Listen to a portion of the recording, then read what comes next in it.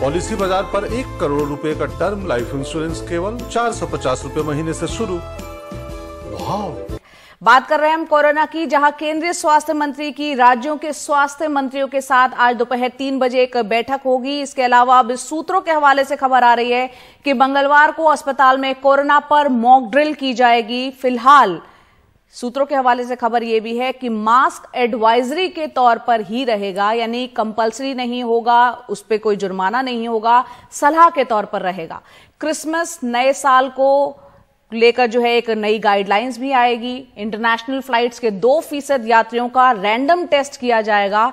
Random sampling का खर्च जो है वो केंद्र सरकार उठाएगी। ये सभी गाइडलाइंस 24 दिसंबर से लागू होंगे, यानी कि कल से। एहतियाती डोज पर सरकार का जोर रहेगा, सूत्रों के हवाले से खबर है। साथ ही सूत्र ये भी बता रहे हैं कि नेजल वैक्सीन 2 ड्रॉप को सरकार की मंजूरी दे दी गई है। और हमारे सहयोगी परिमल कुमार हमारे साथ जुड़ रहे हैं। परिमल, यहाँ पर काफी कुछ जानकारियां आपने दी हैं सूत्रों के हवाले से। एक पहले मैं इसमें भी क्लैरिटी चाह रही हूँ, जो इंटरनेशनल फ्लाइट से लोग आएंगे 2% लोगों की रैंडम टेस्टिंग होगी, वो आरटीपीसीआर टेस्ट होगा या रैपिड एंटीजन टेस्ट होगा? क्योंकि अगर आरटीपीसीआर होगा तो उसका रिजल्ट आने में वक्त लगता है, और ऐसे में अगर यात्री बाहर निकल जाएंगे, चाहे बेशक उनके एड्रेस हो सरकार के पास, तो ये किस तरीके से होगा, सारी डिटेल बताएं। देखिए, यहाँ पर आईडीएसपी उसको मॉनिटर करेगा। आरटीपीसीआर टेस्ट होगा यात्रियों का, डिटेल वहां पर नोट किया जाएगा, और एक बार जब सैंपल दे देंगे तभी वो बाहर जा सकते हैं। और इसी बात को लेकर जब कल केंद्रीय स्वास्थ्य सचिव ने चिट्ठी लिखी जो सिविल एविएशन मिनिस्ट्री है, उसमें भी इस बात का जिक्र है कि आईडीएसपी के जरिए वो मॉनिटर किया जाएगा कि वो किस राज्य का है, कहाँ का रहने वाला है, तो उससे उसको पहुंचने में आसानी होगी। फिलहाल कोई आइसोलेशन सेंटर या उनको किसी जगह पे क्वारंटीन में रहने की जरूरत नहीं होगी। एक बार पॉजिटिव आएंगे तो फिर उसको ट्रैक उसी हिसाब से किया जाएगा।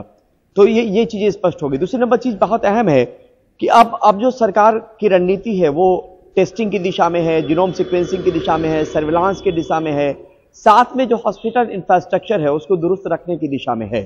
तो ये कोशिश और कवायद खास करके उस लिहाज से हो रहा है कि अगर कोई ऐसा म्यूटेंट यहां पर मिल जाए या वेरिएंट यहां पर मिल जाए, फिलहाल ओमिक्रॉन ही सबसे ज्यादा प्रिवेलेंट है, तो उसका अगर कोई वेरिएंट यहां पर मिलता है, सब लीनिएज मिलता है जो म्यूटेट कर गया हो और जो खतरा पैदा कर सकता है, तो उसको लेकर किस तरीके की तैयारी हमारी रहनी चाहिए, उसके मद्देनजर अब कोशिश और कवायद का सिलसिला चल रहा है। और यही बड़ी वजह है कि केंद्रीय स्वास्थ्य मंत्री मनसुख मांडविया तमाम राज्यों और केंद्र शासित प्रदेशों के स्वास्थ्य मंत्री से आज चर्चा करेंगे, और चर्चा के केंद्र बिंदु में यह भी होगा कि किस तरीके से नए साल को लेकर और क्रिसमस को लेकर तैयारी रखनी है, क्योंकि गैदरिंग के वक्त में कोरोना की आशंका ज्यादा बढ़ती है। बिल्कुल, गैदरिंग के वक्त और जहां भीड़ भाड़ वाले इलाके हैं वहां पर जाहिर सी बात है ज्यादा सावधानियों की जरूरत होती है। यहाँ पर परिमल, जो मास्क है एक सबसे बड़ा कारगर उपाय के तौर पर हमने पूरा कोरोना टाइम में देखा है, लेकिन उसको सिर्फ एडवाइजरी के तौर पर रखा जा रहा है, कंपलसरी नहीं है, कोई जुर्माना नहीं होगा, और क्योंकि लोगों को हैबिट में दोबारा से आने में भी वक्त लगेगा, लेकिन वो एडवाइजरी के तौर पर रहेगा। देखिए, ऐसा है कि जान है तो जहान है जया। हर कोई अपनी जान को लेकर फिक्रमंद जरूर रहेगा, और यही बड़ी वजह है कि कई लोगों ने और बहुत बड़ी आबादी ने 2 डोजेस ले लिए हैं। बूस्टर को लेकर चुनौती जरूर है। तो कुल मिलाकर ये बात हो रही है कि या तो आप नेचुरल इन्फेक्शन हो गया हो आपको, या आपने टीका ले लिया हो, तो मास्क को इसी वजह से फिलहाल कंपलसरी मैंडेटरी जो जुर्माने की बात कहे या कंपलसरी कहे, वो नहीं कहा गया, एडवाइजरी के तौर पे है कि आप मास्क लगाएं। और लोग, हमारे आप जैसे लोग अगर सजग हैं, जागरूक हैं और समझ रहे हैं कि कोविड को लेकर इतनी तैयारियों का सिलसिला फिर से चलना शुरू हो गया है, तो वो अपने लेवल पे एहतियात बरते। डंडा के जोर पे फिलहाल जो है सरकार नहीं चाह रही है कि मास्क लोग लगाएं। तो तमाम तरह की चीजें हैं। आज से टीकाकरण अभियान में एक नेजल जो है वैक्सीन वो भी शामिल हो जाएगा, जो 2 ड्रॉप लेना है, भारत बायोटेक की है, और ये कोविन ऐप पर आज से ये हो जाएगा। और फिलहाल निजी अस्पतालों में इसको ले सकते हैं। जो कोविशील्ड लिया है वो भी इसको बूस्टर डोज के तौर पे ले सकते हैं। जिन्होंने कोवैक्सीन लिया वो भी इसको ले सकते हैं। तो टीकाकरण को लेकर भी एक गति देने की कोशिश हो रही है। परिमल, ये कितनी इफेक्टिव, असरकारक होती है ये नेजल ड्रॉप की अगर बात करें तो? बिल्कुल इफेक्टिव है। उसके बाद ही, क्योंकि डीसीजीआई के तरफ से एक पूरी कमेटी बैठती है, कमेटी मुआयना करती है, देखती है, उसकी एफिकेसी को देखती है, कहीं उससे कोई खतरा तो नहीं है, तब जाके पूरी प्रक्रिया होती है। चाहे वो बाकी दूसरे वैक्सीन को लेकर हो या फिर इस नेजल वैक्सीन को लेकर हो, सरकार ने इसको कल मंजूरी दी है और आज से कोविन ऐप पर जो है वो टीकाकरण अभियान में शामिल भी हो जाए। तो यानी जिन्होंने कोविशील्ड लगा रखी है चाहे कोवैक्सीन लगा रखी है वो भी नेजल इस ड्रॉप्स को ले सकते हैं। आप ये भी अगर संक्षेप में बता पाएं, आपने बताया कि क्रिसमस और नए साल को लेकर नई गाइडलाइंस आ सकती हैं, कुछ जानकारी, कुछ अंदाजा लग पा रहा है किस तरीके की ये गाइडलाइंस हो सकती हैं?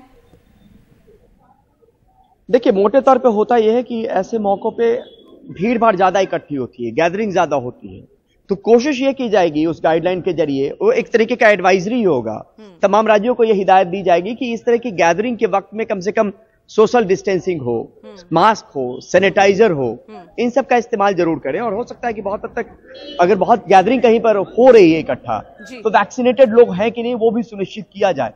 तो इन तमाम चीजों को लेकर एक तरीके से जो गाइडलाइन होगी वो एडवाइजरी के रूप में होगी, लेकिन तमाम राज्यों को नए साल से पहले, क्रिसमस से पहले ये बताना जरूरी है कि किस तरीके से आप कोविड को लेकर तैयार रह सकते हैं, आपकी तैयारी किस तरीके की होनी चाहिए। परिमल, यहाँ पर क्योंकि ये चर्चा उस दिन से ज्यादा शुरू हो गई जब अचानक से स्वास्थ्य मंत्री ने राहुल गांधी को भारत जोड़ो यात्रा और से जुड़ी हुई चिट्ठी लिखी और तमाम बातें हुई और सवाल ये भी उठे, कांग्रेस की तरफ से उठाए गए कि 21 तारीख को ही राजस्थान में जन आक्रोश यात्रा बीजेपी निकाल रही थी सतीश पुनिया के नेतृत्व में, वहां पर कोई चिट्ठी नहीं लिखी गई। आपसे समझना चाह रहे हैं सरकार की तरफ से कोई सरकारी आंकड़े कोरोना को लेकर आए हैं कि पूरे देश में कितने केस हैं, या ये कब तक उम्मीद की जाए? क्योंकि इसको लेकर काफी आप बता रहे हैं मॉक ड्रिल होगी, तैयारियां हो रही हैं, प्रधानमंत्री बैठक ले रहे हैं, कोई आंकड़े कब तक आ सकते हैं सामने? देखिए, फिलहाल जो बीते 24 घंटों में मामले रिपोर्ट हुए वो 153 मामले हैं और मामले बहुत ज्यादा फिलहाल नहीं है, लेकिन मामलों को बढ़ते हमने देखा है जया। और मामले जब बढ़ते हैं तो फिर अगर आपकी तैयारी ना हो तो हमने चूक भी देखी है कि किस तरीके की सेकेंड वेव में चूक हुई थी हम लोगों से जी। तो उसी को लेकर ये सुनिश्चित करने की बात है, वेव ना आए वो बहुत अच्छी बात होगी, तमाम लोगों के लिए अच्छी बात होगी, देश के लिए भी अच्छी बात होगी, लेकिन वेव के आने की आशंका है। जिस तरीके के हालात दुनिया के अलग अलग देशों में बनने शुरू हुए हैं और जो पुराना इतिहास रहा है कोरोना के शुरुआती दौर से, वो ऐसे ही मौकों पर कोरोना दस्तक देने शुरू करती है, नया वेरिएंट आ जाता है और फिर तबाही मचनी शुरू होती है।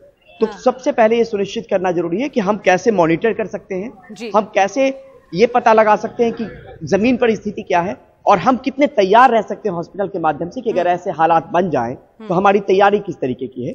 तो उसी को लेकर ये कोशिश और कवायद 2-3 दिनों से आपने जो देखना शुरू किया है उसी को लेकर ये कोशिश और कवायद है। मतलब ये जरूर है कि लोग पैनिक ना हो, लेकिन ये भी जरूर है कि स्वास्थ्य मंत्रालय के सूत्र कह रहे हैं कि इस बात से इनकार नहीं किया जा सकता है कि कोई अगला वेव ना आए, लिहाजा खुद अपने स्तर पे भी तैयारी रखनी बहुत जरूरी है। इसीलिए कहा जाता है prevention is better than cure, तो इसलिए पहले ही सजग रहें तो बचा जा सकता है उन कमियों को भी जो कि हमने देखा दूसरी वेव के दौरान। काफी हमने देखा था ऑक्सीजन की कमी और तमाम चीजें हुई थी, बहुत लोगों को दिक्कतें हुई थी और कई लोगों के घर जो है उन्होंने अपने चिरागों को खो दिया था। तो तैयार है सरकार, कोशिशें कर रही है, जुटी हुई है, क्योंकि जिस तरह की खबरें अंतर्राष्ट्रीय स्तर पर बाकी के मुल्कों से आ रही है, ऐसे में समय से पहले चेत जाना ही समझदारी इसको कहा जाता है।